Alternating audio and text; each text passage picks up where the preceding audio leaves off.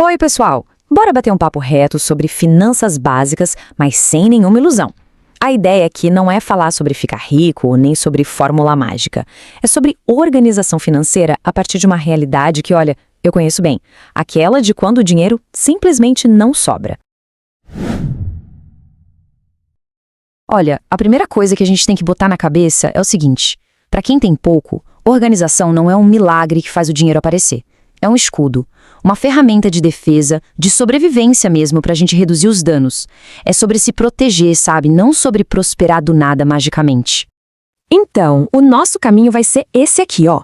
Primeiro, entender a organização como um escudo. Depois, a gente vai discutir a culpa e o esforço.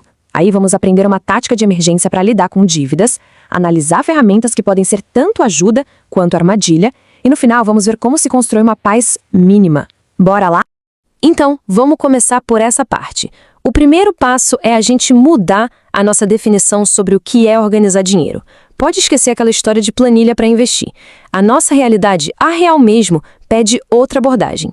Aqui, o objetivo tem que ser cristalino, sabe? Organizar não é sobre fazer o dinheiro sobrar, é sobre ter um mapa claro de para onde cada centavo está indo.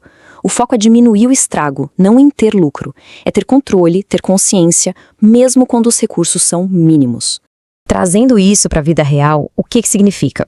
Primeiro, mapear os gastos fixos, aqueles que não tem como fugir, tipo aluguel e luz. Segundo, entender que a prioridade absoluta é a sobrevivência, não o consumo. E terceiro, focar em diminuir o impacto negativo. Pensa nisso como uma estratégia de guerra, não como um plano de aposentadoria bonitinho.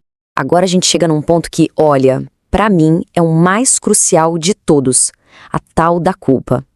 A gente precisa entender as barreiras de verdade que a gente enfrenta, porque a luta financeira, na maioria das vezes, não tem nada a ver com falta de esforço individual. E esse slide aqui, cara, ele resume a treta toda. De um lado, a gente tem a pobreza estrutural, uma combinação assim cruel de salários baixos, custo de vida lá na lua e margem zero para erro. Qualquer imprevisto quebra tudo. Do outro lado, tem a narrativa da falta de esforço, que é uma mão na roda para quem quer apontar o dedo para o indivíduo e ignorar o sistema, né? E o ponto é esse, gente. Ninguém escolhe essa vulnerabilidade. Ninguém escolhe nascer sem uma rede de segurança, seja da família, seja financeira. Entender isso não é arrumar desculpa, é se livrar de um peso que não é nosso. Isso aqui é, no fundo, educação política disfarçada de papo de finanças. Ok, agora que a gente tirou um pouco desse peso das costas, vamos para a prática de emergência. Quando se está no vermelho, o desespero bate forte. A gente tem que pensar como se fosse uma equipe de pronto-socorro, de verdade. Primeiro, a gente estanca a sangria. A regra aqui pode parecer meio maluca, meio contra o que todo mundo fala, mas é vital. O objetivo não é pagar tudo de uma vez. Isso é impossível e só gera frustração.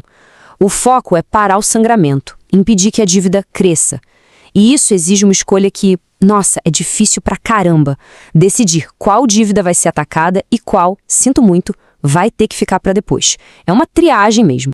A mensagem principal aqui é essa, bem direta. A sobrevivência, a comida, o teto vem em primeiro lugar. Limpar o nome é importante? Claro que é, mas vem depois. Primeiro se garante o básico, depois se lida com o resto. É uma questão de prioridade essencial. Beleza, agora vamos falar de ferramenta. Muitas delas podem ser uma ajuda ou uma armadilha. Tudo depende de como a gente usa. E o exemplo clássico disso, claro, é o cartão de crédito, principalmente para quem tem baixa renda. Pois é, o cartão tem essa dupla face. Ele ajuda numa emergência de verdade, como um remédio caro, ou num parcelamento que foi pensado, estratégico, mas ele destrói quando é usado para aqueles gastos invisíveis do dia a dia. E os juros do rotativo? Aquilo não é só uma taxa, são uma punição social, só que disfarçada de taxa de juros. E é aí que mora o perigo, a armadilha. Usar o cartão para o supermercado, para a farmácia, para o delivery, são aqueles gastos pequenos que não parecem nada, mas que quando a gente soma tudo, vira uma bola de neve de juros que simplesmente não dá para pagar. A ferramenta vira inimiga. Bom, a gente já falou de defesa, já falou das armadilhas, agora bora ver como é que a gente pode construir ativamente uma pequena fortaleza. Uma paz mínima, que vem de ter um pouco de proteção e de poder. Muita gente acha que reserva de emergência é coisa de rico, né? Eu quero quebrar essa ideia com um número. Esse aqui, R$10. Isso mesmo, R$ 10. Dá para começar com R$ 10. Porque a reserva, nesse nosso contexto, não é sobre o valor. Porque entende, ela não é um investimento que vai deixar alguém rico com juros. Ela é a compra de um pingo de paz psicológica. É saber que existe um pequeno, minúsculo colchão de segurança para um imprevisto, sem precisar correr para um agiota ou para o rotativo do cartão. É o poder de respirar fundo e falar, ok, eu tenho de onde tirar. Outra forma de se proteger, e que é super importante, é com informação. Os golpes financeiros miram justamente os mais vulneráveis. Conhecer as táticas deles, aquele papo de empréstimo fácil, o golpe do Pix, os falsos auxílios, gente, isso é utilidade pública. Aqui, educação é proteção direta. E já que a gente está falando de informação, tem uma coisa que pouca gente sabe o poder que tem, o cadastro único, o CAD único. Não é só para pegar o auxílio do governo, não. Ele é uma chave que abre portas para a tarifa social de energia, para isenção em taxa de concurso e para um monte de outros programas.